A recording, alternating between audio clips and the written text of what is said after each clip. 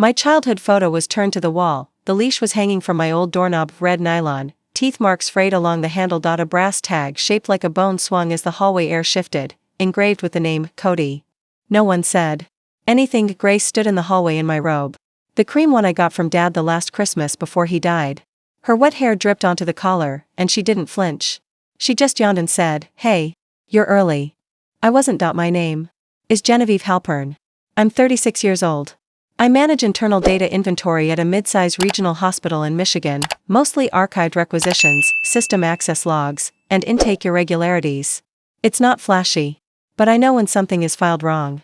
When something's out of place. When something's been quietly reassigned, like a room. Like a daughter, Mom appeared behind her, wiping her hands on a dish towel. Cody gets anxious if we move him too often. You understand, right? She didn't wait for me to answer. Just walked past, humming like nothing had been said. I stood in the doorway to what used to be my bedroom. The furniture was different. Lower to the ground. My bookshelf was gone, replaced with a white cube shelf filled with plush squeaky toys. The comforter was new, oversized, flattened by weight and fur. A large crate sat where my desk used to be, half covered by a blanket that had once belonged to me, and in the corner, near the window seat, was my framed childhood photo. Still in its original frame, but turned to face the wall. No one explained. No one apologized. Grace picked up a bowl from the floor. He doesn't like stainless steel, she said, like she was talking to a neighbor, not a sister. The reflection stresses him out. I hadn't said a word since I entered the house. Not when they hugged me at the door. Not when Mom said, "You look tired, are you still working nights?" Not when she whispered that the downstairs couch had a stain from his accident, and maybe I'd be more comfortable somewhere quieter. Somewhere quieter meant the motel. Down the road. I checked in without blinking. The receptionist didn't look up. The room had stained curtains and a low hum from the ceiling vent. I didn't turn on the light. Instead, I opened my laptop. Habit. I wasn't angry. Not yet. Just still. Something about the crate in the corner, the turned photo frame, they scraped against something in me. Not pain. Something sharper. I typed the address, 42, Windmere Drive, into the county property record portal, still listed under my mother's name. And Caleb's, her second husband. Nothing unexpected. I scrolled through the household registry section, just out of curiosity. 3 household occupants listed, Judith Halpern, Grace Halpern, Genevieve Halpern. There was a footnote. Residency confirmation filed for utility and subsidy verification, revised 2021. I blinked. Revised in 2021, I hadn't lived there since 2012. I clicked through to the reference page. The reason code was marked as Pet Wellness Program. Subsidy, verified for households with more than one adult occupant. Co-responsibility clause activated. I scrolled again. The cosigner for veterinary expense authorization, Genevieve Halpern, presumed resident. No signature, just my name, digitally entered, and a note, paper backup on file. I closed the laptop. Looked around the room. The motel blanket was synthetic, peeled at the edges. A faint smell of disinfectant lingered under the fabric softener. I stared at the ceiling and tried to trace where the last boundary had been crossed, and when I stopped noticing, the next morning, I returned to the house to drop off Mom's birthday gift. She wasn't expecting me. She opened the door barefoot. Eyes slightly narrowed. "Oh, you didn't check out yet?" "It's noon," I said calmly. "Just bringing this by." She took the bag. "You shouldn't have." I nodded. Inside, Grace sat at the kitchen table with a spreadsheet open on her laptop. Dog expenses. I caught a glimpse, one column labeled, Jen split. She closed it too fast. I didn't react. Cody barked once from upstairs. They both winced, like a glass had shattered. "He gets confused if you don't come back right away," Grace said. "He needs consistency," Mom added, almost on cue. I looked around the kitchen. Same yellow tile. Same ceramic mugs. Same stack of mail. There was an envelope addressed to me. Handwritten. I reached for it. "That's just an old one," Mom said, sliding it away. "Nothing urgent." I didn't press. Just smiled, said goodbye, and walked out. Back in the motel, I checked the file again. The subsidy system that listed me. The clause that allowed a co-responsible party to be registered for veterinary assistance, only if they were a documented household member. The county used public records and utility statements to validate those names, which meant someone had submitted something with my name. The next day, I visited the vet. On paper, my vet, the front desk was empty. Then Erica came out. Young, efficient, polite. "Name?" she asked. "Genevieve Halpern." She blinked. "Oh, Cody's records?" I said nothing. She pulled them up. Clicked, clicked. "Yes, here we go. Owner, Grace Halpern. But you're listed as secondary responsible party. Shared medical authorization. She turned the screen toward me, the digital record was tidy. But there was a scan attached, photo ID provided, she explained. For household confirmation. I stared at it was a picture of my license, taken on the marble counter in my mother's kitchen. I recognized the chipped mug in the background. The one with the tulip decal. My mouth stayed closed. Erica pointed at the bottom. We have a signature file, too. It's, well, not very clear. It wasn't. It looked traced. Wobbly. The G in Genevieve was the wrong shape. The loop didn't close. No pressure mark, no pen stroke. Erica shrugged. She said you lived there. That you just didn't like paperwork. I nodded slowly. I'll make a note, she said, hesitant now. I thanked her. As I walked to the car, I passed a bulletin board by the vet's door. There was a flyer for a pet adoption event. It said, "Family is who stays." I looked at the dog in the photo. I thought of my room, the bowl on the floor, the turned photo, the fact that I was still listed in their systems, just not in their lives. That's when I knew, this wasn't forgetfulness. This was structure. A repurposing. My name didn't disappear, it was diverted, and that's when something in me shifted, not anger. Not grief, something colder, something exact, something permanent. The first time Cody needed surgery, Grace called me crying in the frozen aisle of a grocery store. I remember the sound of cartwheels in the background, a voice over the intercom, announcing a discount on chicken thighs. He's at the emergency vet, she choked out. They need a deposit. I left my card at home. Can you? I'll pay you back in 2 weeks. It was the tone she used to borrow everything, apartments, earrings, time. I gave her the number. That was 18 months ago. The charge came to $1,242. I remember it because it hit the same day I was paying off my brake pads. I never asked her about it. Not when the receipt came in, not when the floral thank you card arrived with a box of dog treats, addressed to me, but no actual note inside. Just a typed slip from the delivery service. Thanks again. G. Not Grace. Just G. A. Month later, I got a Christmas card from Mom. A glossy 6x8 print folded in half, sealed with a gold sticker. On the front, the 4 of them on the porch steps, Mom, Caleb, Grace, and Cody in a red bandana. Inside, from our little family to yours. My name wasn't mentioned. I stared at the photo. My stomach didn't turn. My fingers didn't shake. I just counted. There were 4 mugs on the porch table. One of them was mine, the chipped blue ceramic cup Dad used to say was Jen's fuel tank. It sat in the far right corner, next to Cody's paw. The mug had been in my hand the morning that photo was taken. I remembered because I was the one who poured the cider for them and stepped aside when Grace said, "Let's just do one with the dog in the middle." I was cropped out, not forgotten. Removed. I checked the metadata. The date matched the morning after I paid for the vet bill. I didn't say anything. Not to Grace. Not to Mom. Not even to myself. Instead, I opened the motel drawer and pulled out a pen. Wrote 3 dates on a motel pad. December 4th, emergency vet, December 5th, cider photo, December 20th, Christmas card arrives. I drew a line connecting all 3. And then I wrote 2 words under it, leverage pattern. I don't journal. I don't post. But I do track systems. I don't have to confront. I just log and remember. Back at the house, they were making lasagna. Mom saw me at the door and smiled like I was a neighbor dropping off a borrowed dish. I was just about to call you, she said, brushing flour from her shirt. We're doing a little dinner, just us. Nothing formal.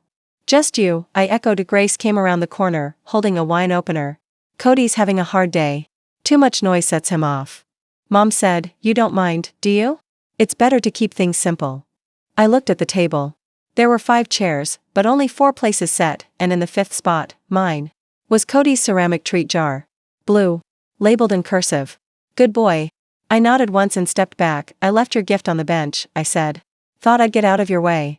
Oh, sweetheart, Mom called after me. You know we love you. It's just, you're always so tired when you visit. This way you can rest. Rest.as if erasure was a kindness.at the motel, I stared at the ceiling again. That cracked vent had begun to pulse, a sound I now knew by heart. I grabbed the envelope I'd taken from the kitchen pile that morning. The one Mom said was, nothing urgent. I'd slipped it into my coat pocket before I left. Inside, a returned letter from the county tax office. Addressed to me.it had been marked, undeliverable. Sent back to sender. I unfolded the inner page. The notice read, your co-occupant. Tax relief status has been confirmed for the 2020 to 2022 cycle. No action needed unless household changes. There was a handwritten note at the bottom, thanks again for helping us keep things in the family. J.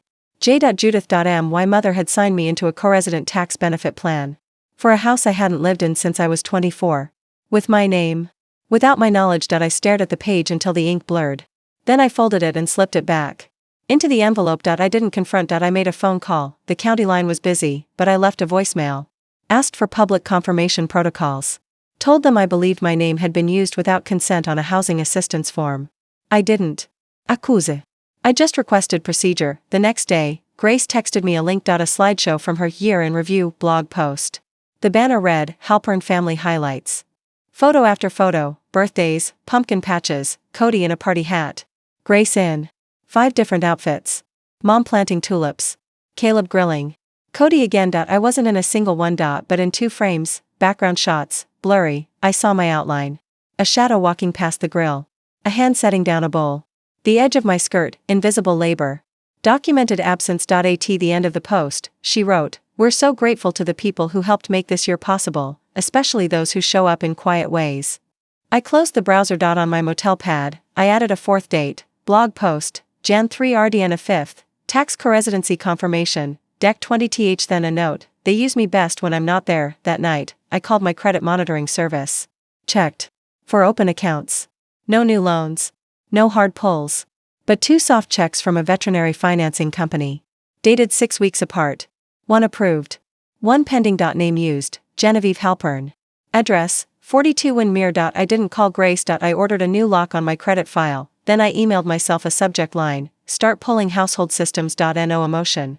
Just data. The way I'd start any internal audit. I had let too much slide. Told myself for too long that if I didn't say anything, the harm wouldn't count, but this wasn't just family anymore, this was logistics. They'd used my name for pet bills, tax discounts, and medical access. And each time, they counted on one thing, my silence. That I would confuse endurance with love. They were right, until now. The next morning, I made coffee in the motel microwave.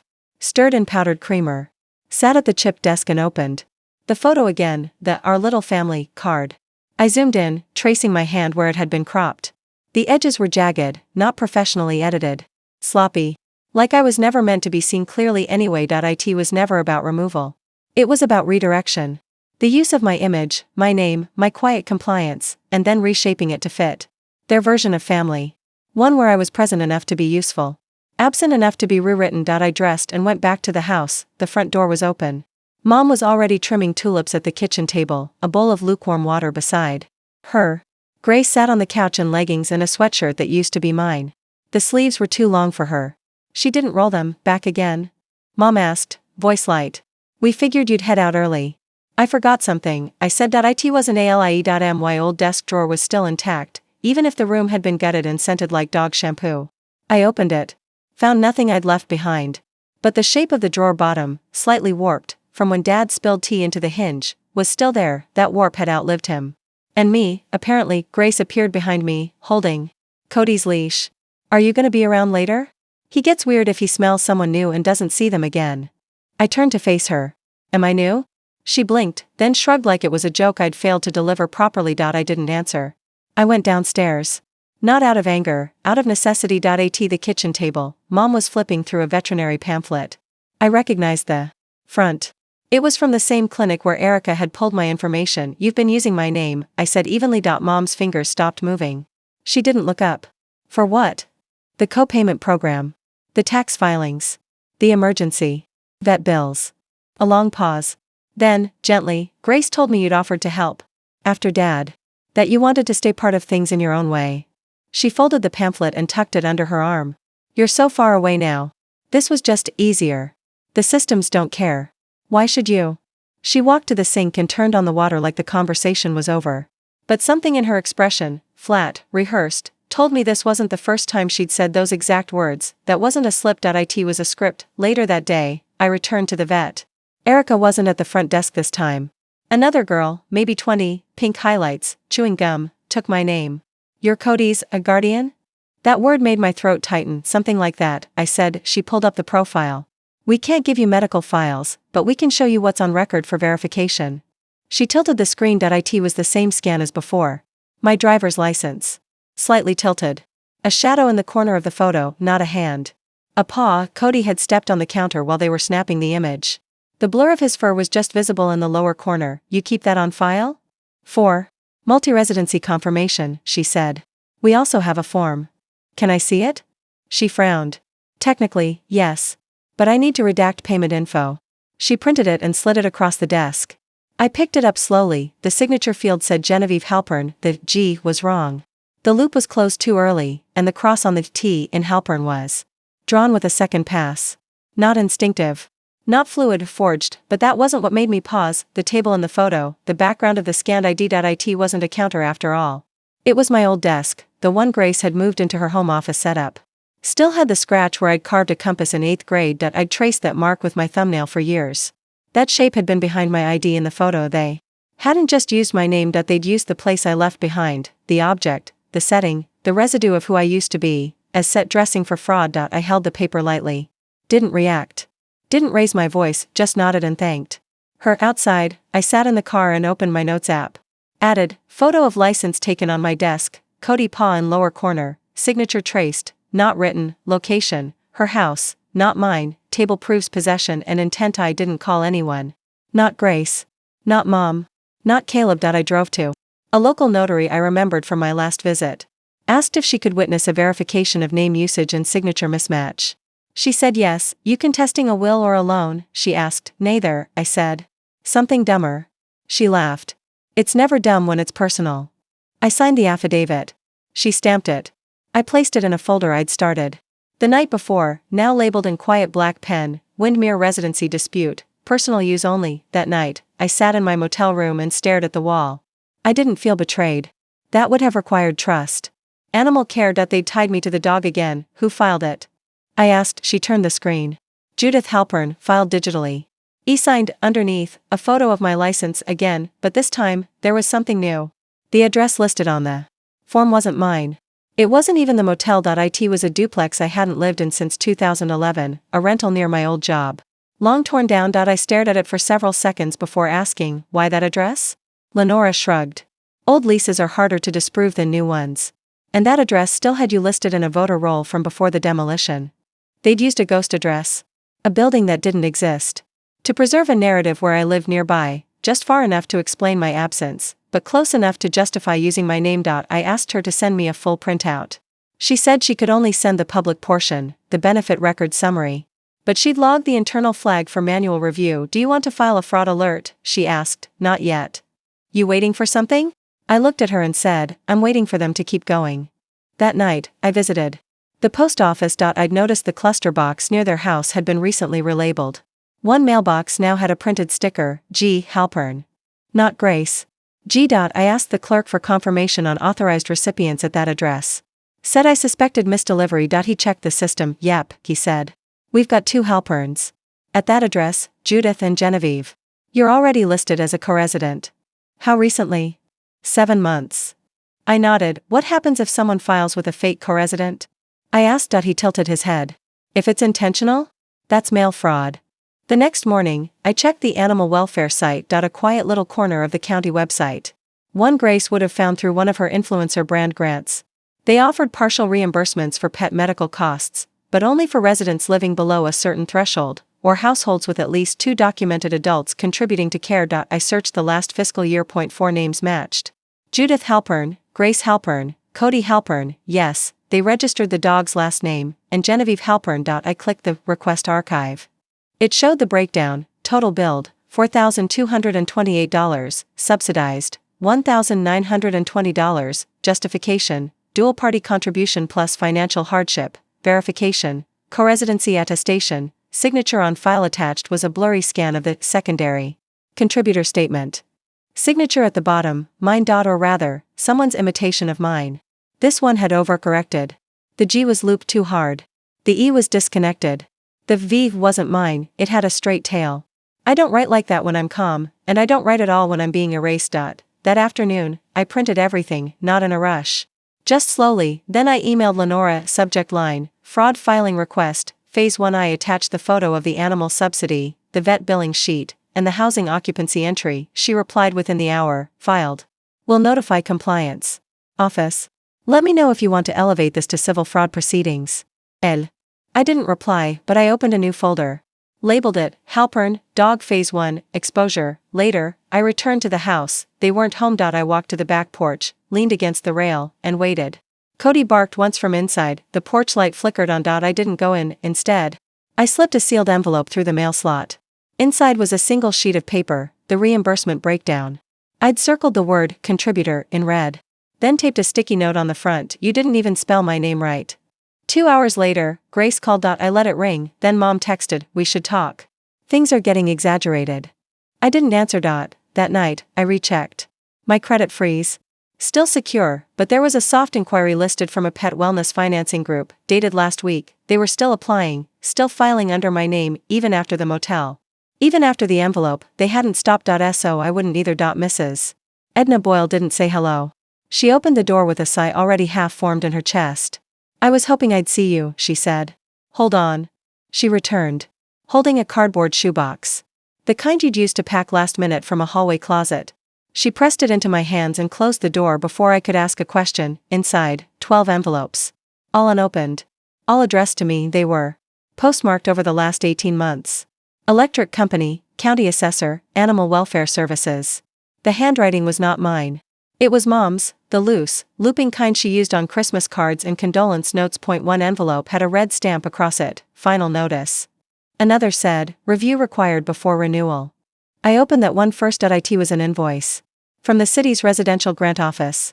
Co-resident declaration renewal. Attached to it was a scanned page, a copy of a letter I had submitted, requesting continued recognition as a live-in contributor to the Halpern household. The letter was dated last year. It used my full name. My tone. My sentence rhythm, but it wasn't mine. I knew it instantly, not just by the phrasing, but by the ink. It bled at the corners in a way only our home printer did. We'd had it since I was in college. It left tiny streaks near the margin and faded around the commas. I used to refill the cartridges myself, and there, on the upper right corner, was a faint fingerprint. Someone had smudged the ink trying to feed it through. A right-handed person. I'm left-handed. Back at the motel, I laid every envelope across the bedspread. Lined them in 2 rows. There was no logic in the dates. Not them. They hadn't filed in cycles. They'd filed in reaction, whenever they needed money. Or status. Or coverage. I opened the oldest letter last. Inside was a welcome packet for a benefit I hadn't applied for, Pet Care Plus, Regional Companion Coverage, listed beneficiaries, Grace Halpern, primary, Cody Halpern, dependent. Genevieve Halpern, co-occupant/emergency proxy. My name was printed in bold across the emergency contact line. I flipped the packet. A sticky note was stuck to the back. You've always had better handwriting. Hope this looks close enough. No name, just a smiley face. I placed the packet back in the box and shut the lid slowly. It was no longer about being used. It was about being mocked. That afternoon, I went back to Lenora. I handed her the box. She didn't ask questions. Just pulled gloves from her drawer and began scanning. Animal care. They'd tied me to the dog again. Who filed it? I asked. She turned the screen. Judith Halpern, filed digitally. E-signed, underneath, a photo of my license again, but this time, there was something new. The address listed on the form wasn't mine. It wasn't even the motel. It was a duplex I hadn't lived in since 2011, a rental near my old job. Long torn down. I stared at it for several seconds before asking, why that address? Lenora shrugged. Old leases are harder to disprove than new ones. And that address still had you listed in a voter roll from before the demolition. They'd used a ghost address. A building that didn't exist. To preserve a narrative where I lived nearby, just far enough to explain my absence, but close enough to justify using my name. I asked her to send me a full printout. She said she could only send the public portion, the benefit record summary. But she'd logged the internal flag for manual review. Do you want to file a fraud alert? She asked. Not yet. You waiting for something? I looked at her and said, I'm waiting for them to keep going. That night, I visited the post office. I'd noticed the cluster box near their house had been recently relabeled. One mailbox now had a printed sticker, G. Halpern. Not Grace. G. I asked the clerk for confirmation on authorized recipients at that address. Said I suspected misdelivery. He checked the system. Yep, he said. We've got 2 Halperns. At that address, Judith and Genevieve. You're already listed as a co-resident. How recently? 7 months. I nodded. What happens if someone files with a fake co-resident? I asked. He tilted his head. If it's intentional? That's mail fraud. The next morning, I checked the animal welfare site. A quiet little corner of the county website. One Grace would have found through one of her influencer brand grants. They offered partial reimbursements for pet medical costs, but only for residents living below a certain threshold, or households with at least 2 documented adults contributing to care. I searched the last fiscal year. 4 names matched. Judith Halpern, Grace Halpern, Cody Halpern, yes, they registered the dog's last name, and Genevieve Halpern. I clicked the request archive. It showed the breakdown: total billed, $4,228, subsidized, $1,920, justification, dual party contribution plus financial hardship, verification, co-residency attestation, signature on file. Attached was a blurry scan of the secondary contributor statement. Signature at the bottom, mine. Or rather, someone's imitation of mine. This one had overcorrected. The G was looped too hard. The E was disconnected. The V wasn't mine, it had a straight tail. I don't write like that when I'm calm, and I don't write at all when I'm being erased. That afternoon, I printed everything, not in a rush. Just slowly. Then I emailed Lenora. Subject line: fraud filing request, phase 1. I attached the photo of the animal subsidy, the vet billing sheet, and the housing occupancy entry. She replied within the hour: filed. Will notify compliance office.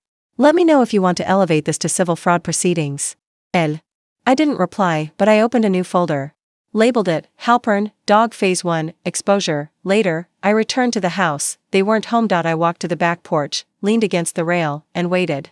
Cody barked once from inside. The porch light flickered on. I didn't go in. Instead, I slipped a sealed envelope through the mail slot. Inside was a single sheet of paper, the reimbursement breakdown. I'd circled the word contributor in red. Then taped a sticky note on the front: you didn't even spell my name right. 2 hours later, Grace called. I let it ring, then Mom texted, we should talk. Things are getting exaggerated. I didn't answer. That night, I rechecked. My credit freeze. Still secure, but there was a soft inquiry listed from a pet wellness financing group, dated last week. They were still applying, still filing under my name, even after the motel. Even after the envelope, they hadn't stopped. So I wouldn't either. Mrs. Edna Boyle didn't say hello. She opened the door with a sigh already half formed in her chest. I was hoping I'd see you, she said. Hold on. She returned, holding a cardboard shoebox. The kind you'd used to pack last minute from a hallway closet. She pressed it into my hands and closed the door before I could ask a question. Inside, 12 envelopes. All unopened.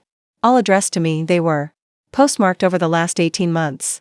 Electric Company, County Assessor, Animal Welfare Services. The handwriting was not mine. It was Mom's, the loose, looping kind she used on Christmas cards and condolence notes. 1 envelope had a red stamp across it, final notice. Another said, review required before renewal. I opened that one first. It was an invoice. From the city's residential grant office. Co-resident declaration renewal. Attached to it was a scanned page, a copy of a letter I had submitted, requesting continued recognition as a live-in contributor to the Halpern household. The letter was dated last year. It used my full name, my tone, my sentence rhythm, but it wasn't mine. I knew it instantly, not just by the phrasing, but by the ink. It bled at the corners in a way only our home printer did. We'd had it since I was in college. It left tiny streaks near the margin and faded around the commas.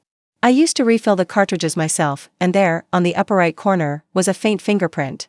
Someone had smudged the ink trying to feed it through. A right-handed person. I'm left-handed. Back at the motel, I laid every envelope across the bedspread. Lined them in 2 rows. There was no logic in the dates. Not them. They hadn't filed in cycles. They'd filed in reaction, whenever they needed money. Or status. Or coverage. I opened the oldest letter last. Inside was a welcome packet for a benefit I hadn't applied for, Pet Care Plus, Regional Companion Coverage, listed beneficiaries, Grace Halpern, primary, Cody Halpern, dependent. Genevieve Halpern, co-occupant/emergency proxy. My name was printed in bold across the emergency contact line. I flipped the packet. A sticky note was stuck to the back. You've always had better handwriting. Hope this looks close enough. No name, just a smiley face. I placed the packet back in the box and shut the lid slowly. It was no longer about being used. It was about being mocked. That afternoon, I went back to Lenora. I handed her the box. She didn't ask questions. Just pulled gloves from her drawer and began scanning. Some of these have federal implications, she said quietly. Mail misdirection. Signature fraud. Program impersonation. I know. You ready to go formal? Almost. She nodded. I'll keep it logged. Let me know. That evening, I drove by the house again. Didn't stop. Just watched from across the street. Cody was in the window, paws on the glass, tail low. He didn't bark. Just stared. Grace opened the blinds wider. She was on the phone. Her hair was up, eyes tired. She hadn't seen me, but Caleb had. He was across the lawn, watering a dead patch of grass. I hadn't seen him in weeks. He raised the hose in greeting, then tilted his head toward the porch, like he was inviting me to come in. I didn't move. He dropped the hose, walked back inside. 10 minutes later, my phone buzzed. A voicemail from an unknown number. I played it on speaker. Jen, it's Caleb. I didn't know what Judith was doing. I just signed what she said was standard. If you want to talk, I'm here. If not, I get it. Clicked. I played it twice, then deleted it. He was always like that. Kind when it cost him nothing. Silent when it counted. The next morning, I stopped by the animal hospital one last time. Erica met me outside. You'll want to see this. She handed me a discharge form from the previous week. Cody had been in for observation. Nothing serious. But the form was signed on behalf of both parties. Below it, a printed signature of Grace. And mine, traced again. But this time, something new. A consent checkbox marked, in the event of non-response from co-occupant, authority fully transfers to primary. I stared at it. So if something happened, I asked, and they couldn't reach me, they could still move forward, Erica finished. Under legal assumption of consent. They never reached out to me. No, she said. They reached out to GH7 Outlook. No bounce back. The fake email, the loop was closed. Every system talked to the wrong version of me. That night, I walked to the library again, sat on the same bench, opened my notes app and wrote. They filed me into silence. They used love as camouflage. They used the dog as shield. Then I wrote one more line. It's time to file them back. It wasn't the mailbox that caught my attention. It was the red plastic flag on its side, up, even though it was midweek and the mail truck had passed hours earlier. Mrs. Edna Boyle had always been methodical about two things, her porch begonias and the mail. A raised flag meant one thing. She had something to say. I walked up the gravel path, my shoes crunching over the same stones Grace once called cheap driveway filler. I'd helped pour them that summer. Dad still lived here then. He liked texture under his feet. Said it made a home feel grounded. Grace had argued for concrete, smoother for Cody's paws. Edna's screen door opened before I knocked. You're back, she said, wiping her hands on a dish towel.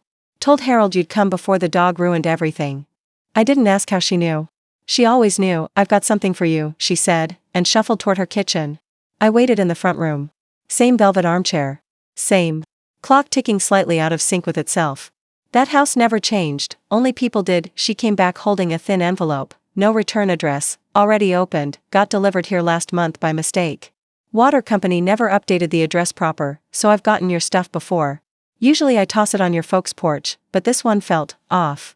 The envelope was pale gray, business grade. Inside, a folded letterhead from Fairlake Utility Services. My name typed neatly at the top. The account address? 44 Magnolia Lane. My old house, not Grace's name. Not Judith's. Mine. I flipped to the second page. Autopay notice. Billing cycle summary. Total amount charged, $73.04. Customer of record, Genevieve Halpern. Edna leaned forward. Honey, I heard your mother tell the girl at the diner that you hadn't been back in years. That you gave them permission to manage things. But this here, she tapped the bill, this isn't permission. This is a ghost story. She was right. I hadn't lived there in 14 years. Had never requested paperless billing under that address. And yet here was my name, still active in a municipal system that had quietly rerouted all records to Grace's email. I took the envelope with a quiet, thank you, but I left with more than paper. I left with a name. A supervisor's name, scribbled in the corner in faded blue ink. H. Ketteridge. The next morning, I called Fairlake Utilities regional office under a new number. Claimed to be updating account access for a customer account.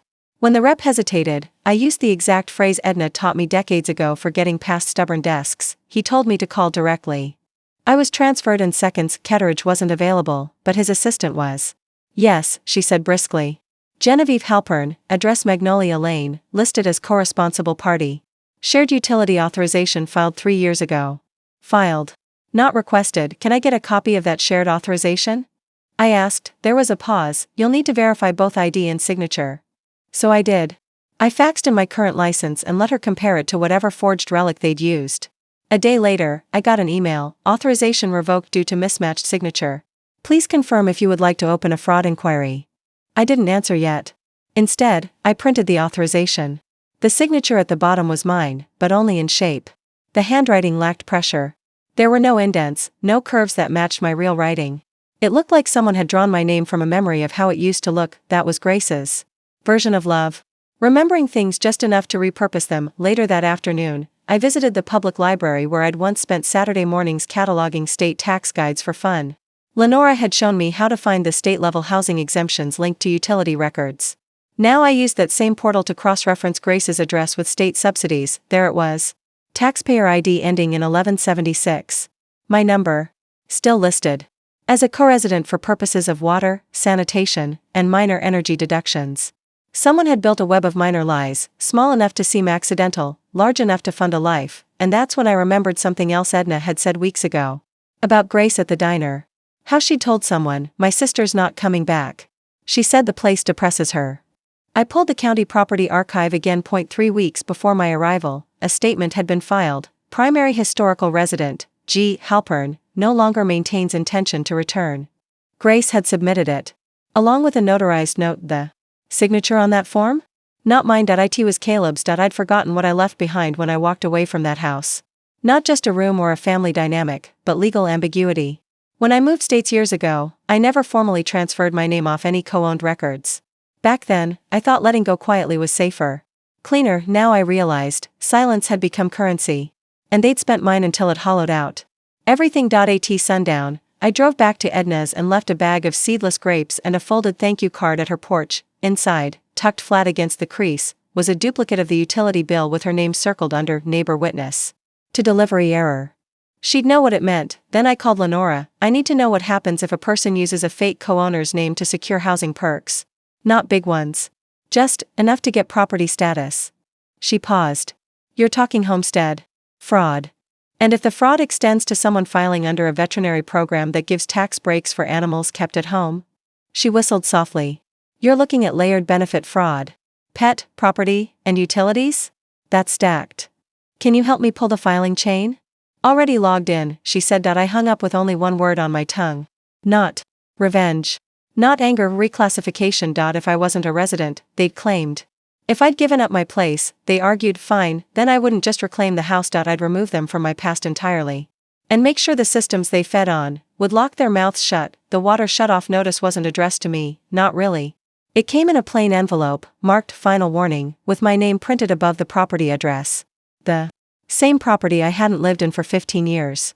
But inside, below the barcode and service number, was a line of text that made something lock into place. Billing contact, G. Halpern, secondary resident.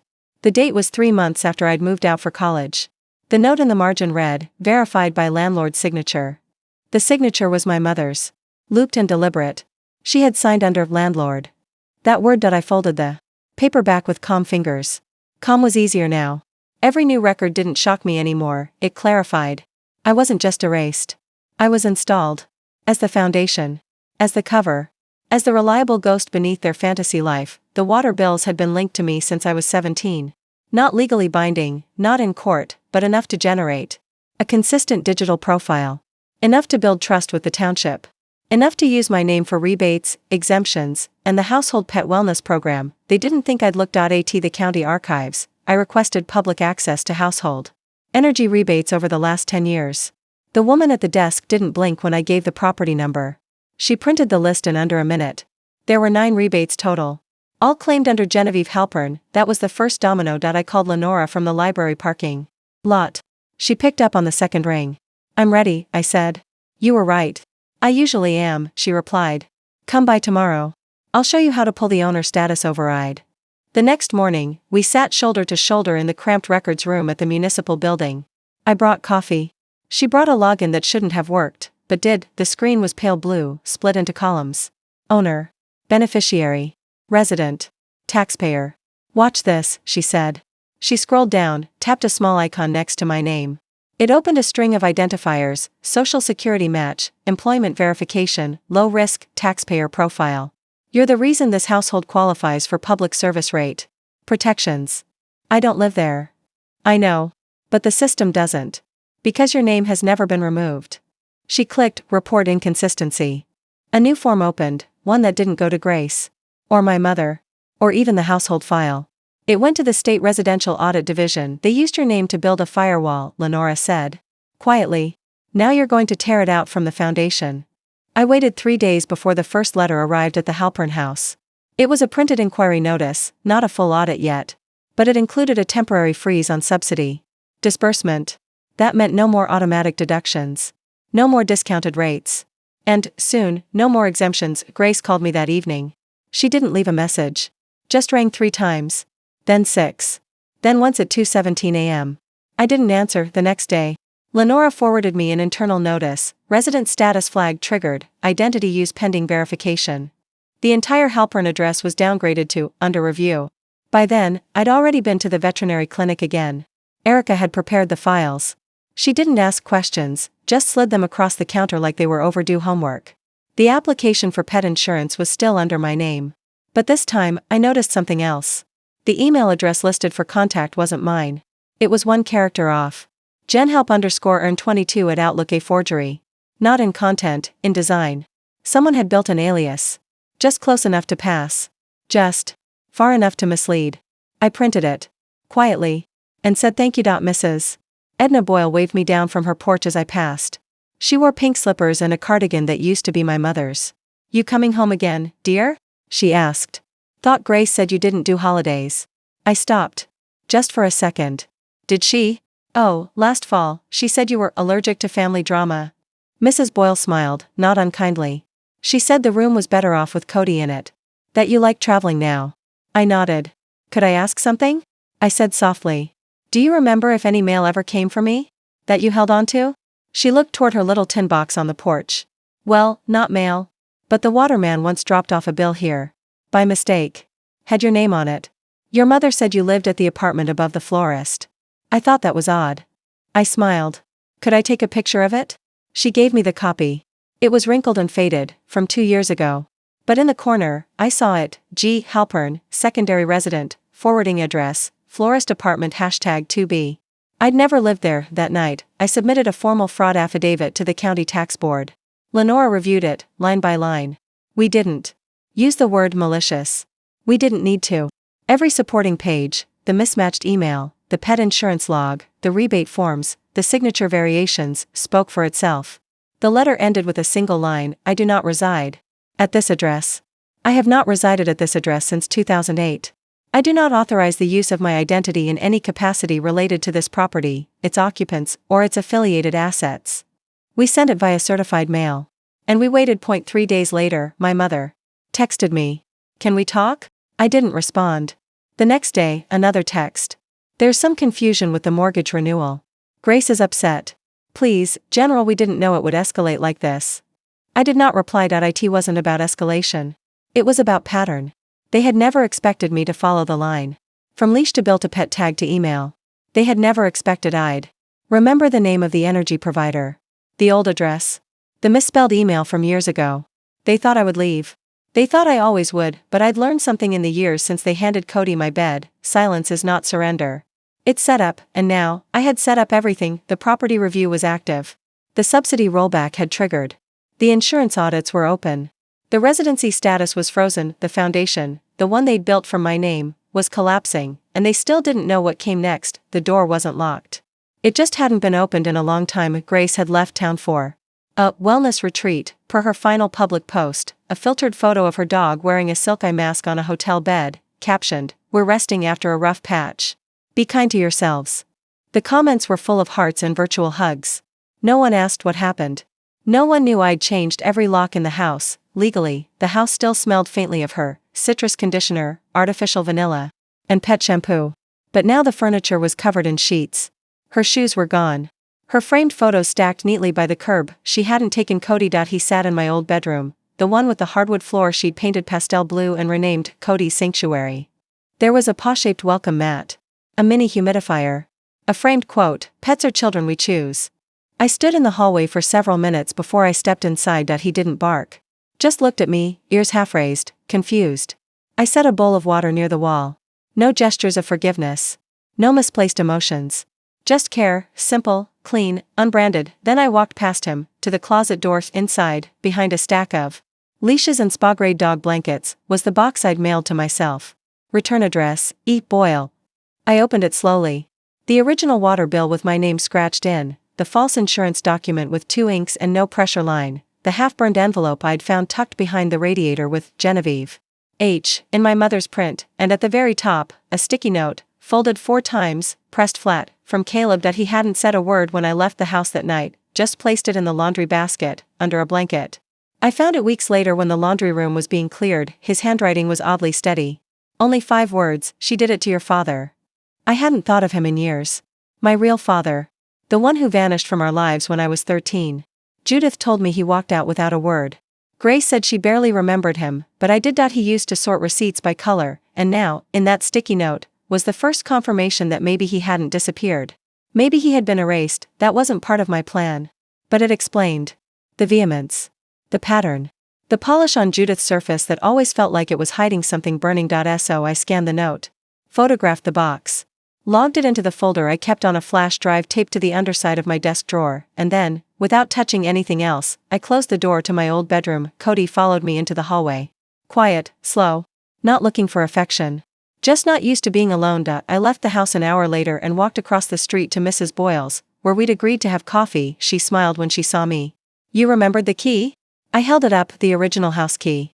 Mine. She'd kept it in a jewelry box since I was 17. In case things ever got cruel, she once told me. Cruel, not hard. There's a difference. Over lukewarm coffee, I told her everything.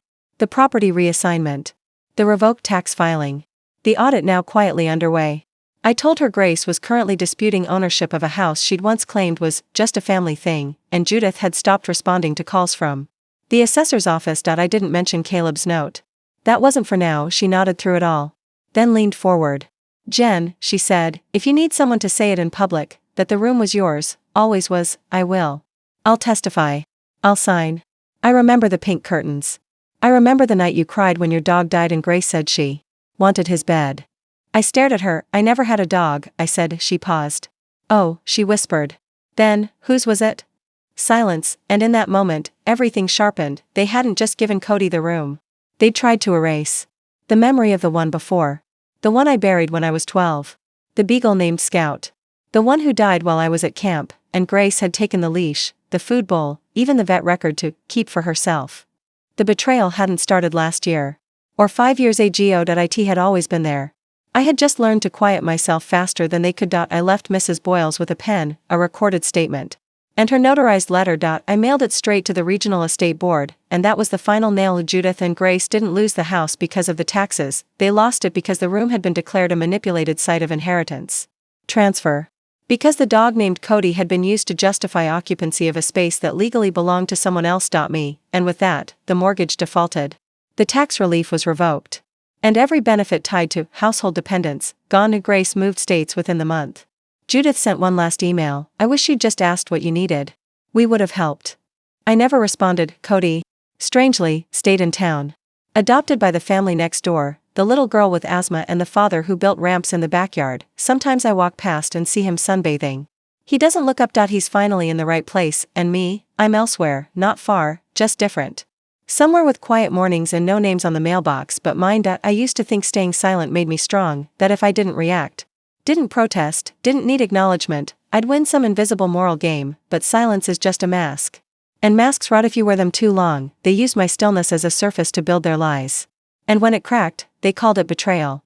But what I did wasn't betrayal.